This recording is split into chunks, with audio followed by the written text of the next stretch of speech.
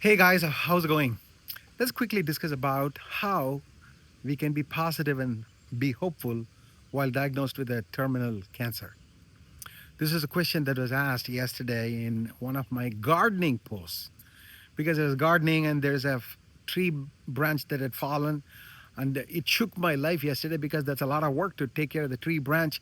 So in that post I said like, hey, let's all be positive. Life is always positive. So this tree branch that fell off on my garden because of a storm, I didn't even know that it was going to happen, but it's happened now. It's at least 5 6 hours of time for me to clean it up, but I have to do it anyway.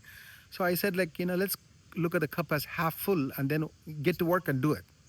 So I said like, let's all stay positive no matter what happens. I said that.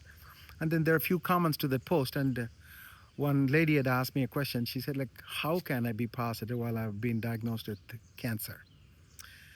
We somehow just need to be positive. It's an attitude and it'll make a big change. There's always life. I've known people who, I'll give you an example.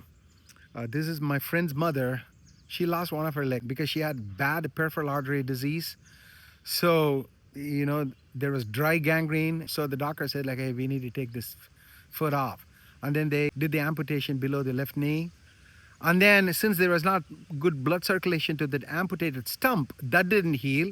And then they had to later convert it into above knee amputation. They always try to do below knee amputation, but then in her case, they had to change it over to above knee amputation. And of course, even with above knee amputation, you can put a prosthetic leg. So, anyway, to cut the story short, she was crying when she was about to lose her leg.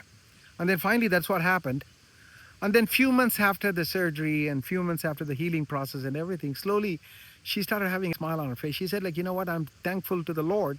I'm really still alive, because she had read in some Facebook forum or something about some other patient with the same kind of feet infection and gangrene who was not as lucky as her, and they ended up getting septic and they died. So she said like, you know what, I'm really thankful to the Lord that I'm still alive. So, that's the kind of a thing. Cancer patients, they ought to look at young kids.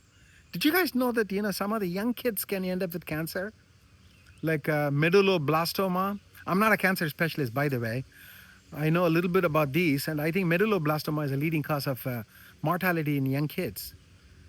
So that can happen. And then young teens, I've known some teens who ended up with leukemia, which is blood cancer.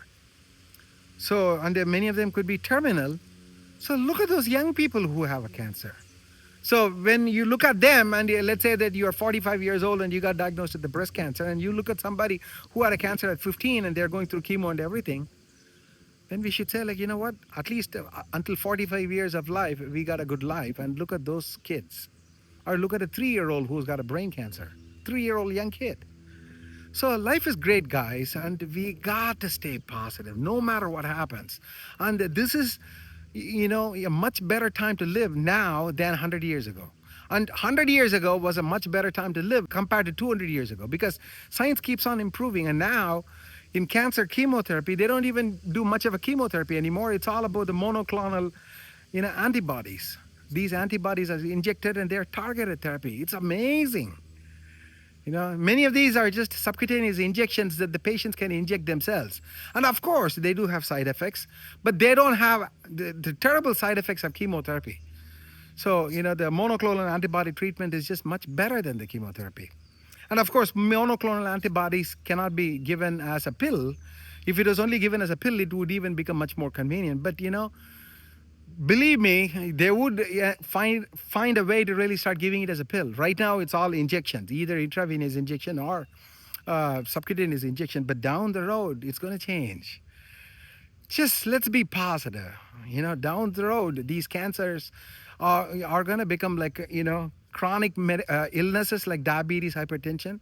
So some of these diseases can just be managed by taking daily medications for the rest of the life. You may not get rid of it, just like diabetes or something. Don't get rid of it. Once it comes, many of the time, it stays with you. But then you can control it. You can do symptom management, you can control it, and you can get as much as a normal life expectancy. So, they're working on it. So we got to stay positive. That's all we got, right? Stay positive. I'll talk to you later in my next post. Goodbye.